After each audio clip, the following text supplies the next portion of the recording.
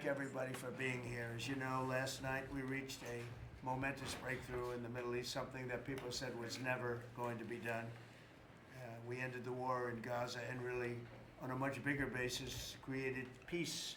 And I think it's going to be a lasting peace, hopefully an everlasting peace. Peace in the Middle East. We secured the release of all of the remaining hostages, and they should be released on Monday or Tuesday. Getting them is a complicated process. I'd rather not tell you what they have to do to get them. There are places you don't want to be, but we are getting the hostages back on Tuesday, Monday or Tuesday, and that'll be a day of joy. I'm going to try and make a trip over. We're going to try and get over there, and we're working on the timing, the exact timing. We're going to go to Egypt, where we'll have a signing, an additional signing. We've already had a signing representing me, but we're going to have an official signing.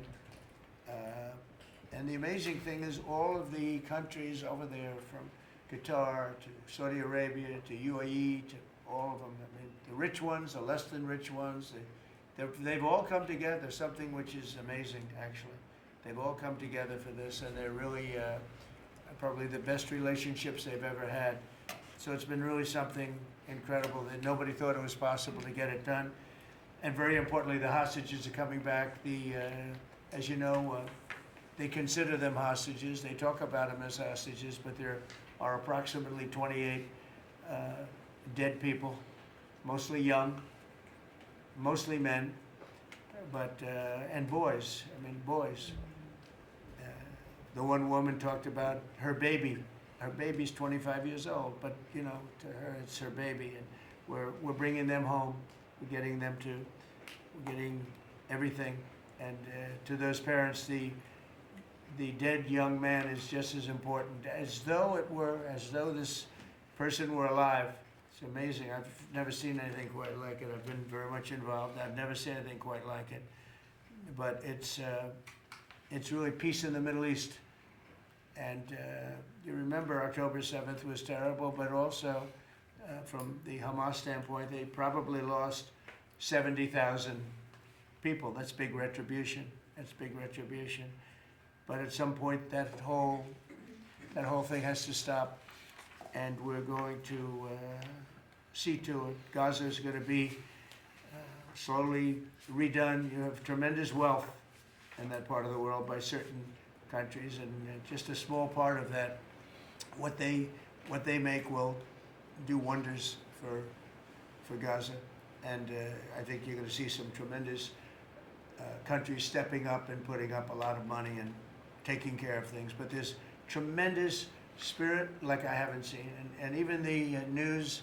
I won't call it fake news for this purpose, because they really were very fair today, I must tell you, in all cases. But they covered it very well. They covered it very fairly. Everybody loves it. Everybody. People that were never giving us a fair shake, frankly, they can't even believe it. They're so they're amazed by it. A lot of people are.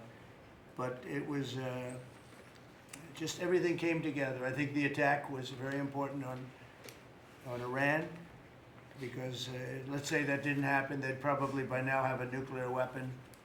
Numerous nuclear weapons, and therefore, even if we signed a deal, there'd be a big dark cloud over it, and it wouldn't be the same thing. So Iran's different, but Iran wants to work on peace now. They've informed us, and they've acknowledged that they're totally in favor of this deal. They think it's a great thing, so we appreciate that, and we'll work with Iran. As you know, we have major sanctions on Iran and lots of other things. We would like to see them be able to rebuild their country too. But they can't have a nuclear weapon.